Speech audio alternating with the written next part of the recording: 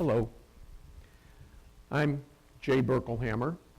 I'm a pediatrician, and I wanted to start out telling you a little bit about two children that would characterize children coming to my office when I was practicing on the south side of Chicago some 25 years ago. One, the child on your left, had limited verbal abilities. These are children in the twos, those terrible two type children. And this child would start crying as he came into the office, and it only went from bad to worse. The child had very little ability to express himself, and as I probed the family, I learned the child had very little interaction with other children, was at home a lot, sat in front of the TV set. The parents never read to the child, and this was very typical of a subset of the patients that I was following. Another group would come in, same age. The child would be exploring the exam room, would be exploring my instruments, would be engaged with me, and when I would take the time to tell her what I was doing, she would talk back, and when I looked in her ear and told her I was looking at an eardrum, she would look at me and giggle and say, "Oh, you're silly." Full communication, limited communication. This was something that I began to understand intuitively early on in my career about how critical language development was in order to manage children, not when they started school, but when they were in the terrible twos. That we always talked about the terrible twos and how difficult children were during that age group. It really related much more to where they were in their ability to communicate and express themselves. Well, let me tell you a little bit about Reach Out and Read, a program that was conceived in 1989. This was done by a doctor named Robert Needleman, who at that time was in his fellowship in developmental pediatrics. And his mother, Robert's mother, was a preschool teacher. Actually, she was a preschool teacher who taught my children. I was so fortunate. But Robert knew about the love of reading and the development of vocabulary in 1989 and how important it was. And he did a project where he took the TV set out of the exam room.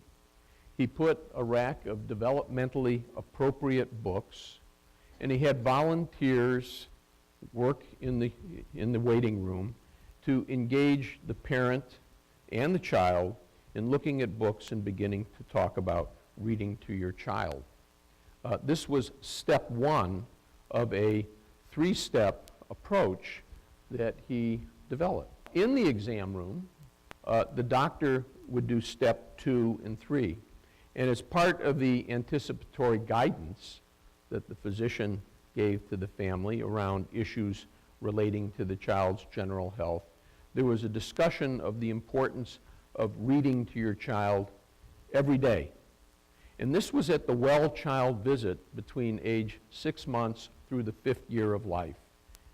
And along with step 2 came step 3, was the presentation to the child as a gift of an age-appropriate book that they could take home with them and that the family could use to read to their child on a daily basis. By the way, the kids love when you read the same book 1,000 times over.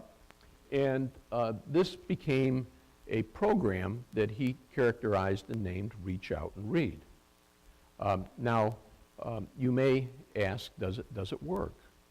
Well, certainly the results showed that in children who were living in less verbal environments, children who were living in impoverished communities, who were in low income, were the ones who were most able to benefit from the program. And when you had a low-income population that you were serving in your practice, and you compared them to the peers who were not part of the program, they entered the kindergarten level, about 6 months ahead of their peers that were not participating in the program. Over the years, there have been 15 such studies that have repeated these results, that have shown that it really does make a difference. Now, why does it make a difference? Well, we believe that, number one, the pediatrician is a pretty influential person in the young parent's life. In 96%, that's the other thing. Number two, virtually all children end up in a doctor's office in those early years. And number three, we know that learning begins from the get-go. And as Dr. Fitzgerald was talking about prenatal issues, we need to pick that up right from the time of birth. And so beginning to read to your child at age 6 months really can make a very big difference in the child's ability to get off to a good start when they get into the school years. Now, what has happened to this program? It has grown tremendously since 1989. Today, there are 5,000 hospital clinics, community centers, doctors' offices that provide Reach Out and Read program in all 50 states in our country.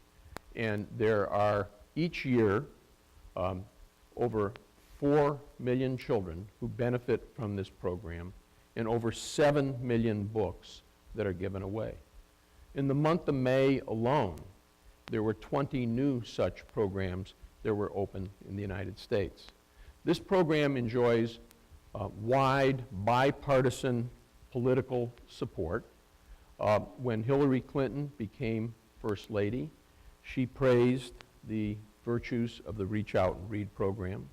When Laura Bush became First Lady, she praised the value of the Reach Out and Read program. And if you look around the country, it's in red states, blue states, purple states, all states. Now here in Georgia, we have 55 such sites. We have a group of about 35 who are anxiously waiting for us to expand the program into their site.